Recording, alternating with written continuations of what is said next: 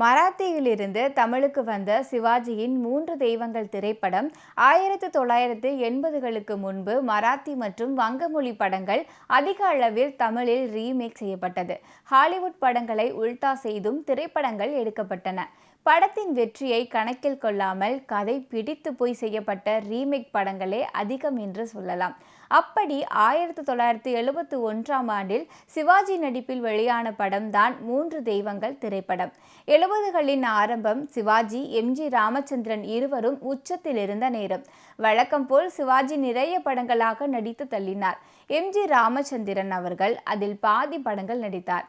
1971இல் எம்.ஜி. ராமச்சந்திரன் நடிப்பில் குமரிக்கோட்டம், ரிக்ஷாக்காரன், நீரும் நெருப்பும், ஒரு தாய் மக்கள் என 4 படங்கள் வெளியானது.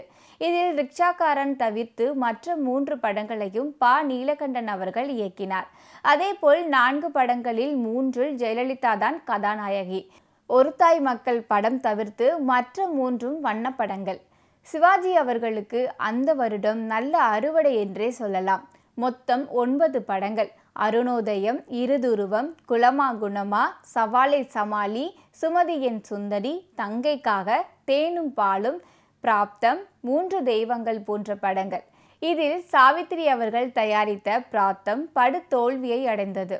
குலமா குணமா, சவாலே சமாளி, சுமதி என் சுந்தரி ஆகிய 3 படங்களும் ஹிட் படங்களாக அமைந்தது. சுமார் படங்கள் வரிசையில் அருணோதயம், தங்கைக்காக, தேனும் பாலும் ஆகிய படங்கள் அடங்கும். மூன்று தெய்வங்கள் படம் மராத்தி மொழியில் 1968ஆம் ஆண்டு வெளியான மதுசன் கலேகர் அவர்களின் கதையில் ஆம்கி ஜாட்டோ அமித்ஷா கவா என்ற படத்தை தழுவி எடுக்கப்பட்டது.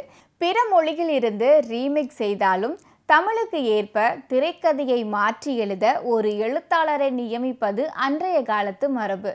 இன்று அப்படியெல்லாம் இல்லை.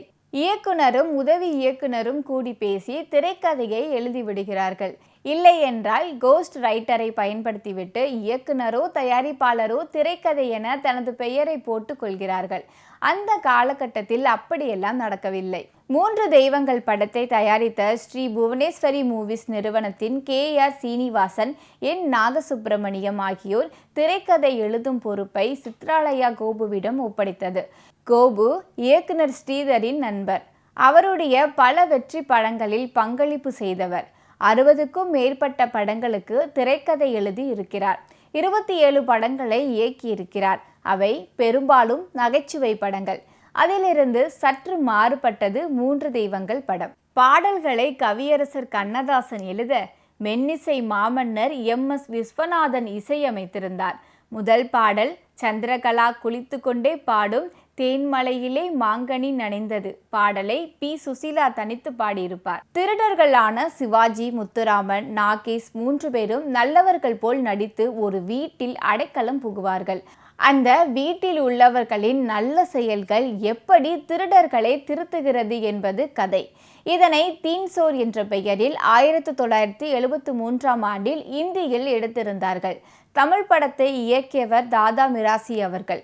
நடிகர் திலகத்தின் காவிய படங்களான இரத்த திலகம், புதிய பறவை படங்களை இயக்கிய தாதா மிராசி மூன்று தெய்வங்கள் படத்தை இயக்கியிருந்தார். கொஞ்சம் கூட போர் அடிக்காமல் 2.5 மணி நேரமும் பொழுதுபோக்கு அம்சங்கள் நிறைந்த படமாக அமைத்திருந்தார். நடிகர் திலகத்தின் படங்களில் மிக சிக்கனமாக தயாரிக்கப்பட்ட படங்களில் இதுவும் ஒன்று. இந்த படத்தில் இன்னொரு முக்கிய கட்டம். ரிட்டையர்ட் போலீஸ் அதிகாரியான வி.எஸ். ராகவனிடம் ஜெயிலர் சிவா, முத்து, நாகு மூவரின் படத்தை காட்டி இவர்களை பார்த்ததுண்டா என கேட்க தன் சந்தேகத்தை நிவர்த்தி செய்து கொள்ள வீட்டிற்கு செல்வார் வி.எஸ். ராகவன். அப்போது ஒரு குழந்தை பீரோ ஒன்றுக்குள் சென்று கதவை சாத்தி கொள்ள அது தானாக பூட்டிக்கொள்ளும். யார் யாரோ என்னென்னவோ முயற்சி செய்து பார்க்க அந்நேரம் வி.எஸ். ராகவன் அங்கு வர எந்த பூட்டையும் திறக்கும் சாமர்த்தியம் கொண்ட சிவாஜி அவரை பார்த்து செய்வதறியாது திகைத்து நிற்பார். அவர் கண்முன்னே பீரோவை திறந்தால் வலிய மாட்டிக்கொள்ள நேரிடும். இருந்தாலும் குழந்தையின் அழுகுரலில் நெகிழ்ந்து போகும் சிவாஜி என்ன ஆனாலும் சரியென்று பூட்டை திறந்து விடுவார். திரும்பி பார்த்தால் அங்கு வி.எஸ்.ஆர். இல்லை. சிவாவின் மனிதாபிமானத்தில் மனம் கனந்து போன ராகவன் ஜெயிலரிடம் சென்று, நான் சொன்ன ஆட்கள் இவர்கள் இல்லை, இது வேறு யாரோ என்று சொல்லி அவரை அனுப்பிவிடுவார். மூன்று தெய்வங்கள் குறித்து பேசிய சித்ராலயா கோபு அவர்கள் சிவாஜி என்ற நடிகருக்கு ஏற்ற கதையல்ல மூன்று தெய்வங்கள், அதனால்தான் படம் தோல்வி அடைந்தது என்று பதிவு செய்திருக்கிறார். சிவாஜிக்கு பதில் முத்துராமன், ஜெய்சங்கர் போன்ற யாராவது பிரதான வேடத்தில் நடித்திருந்தால் மென்மையான நகைச்சுவையுடனும் அமைந்த மூன்று தெய்வங்கள் படம் பாராட்டு பெற்று ஓடியிருக்கும் என்று பதிவு செய்திருந்தார்.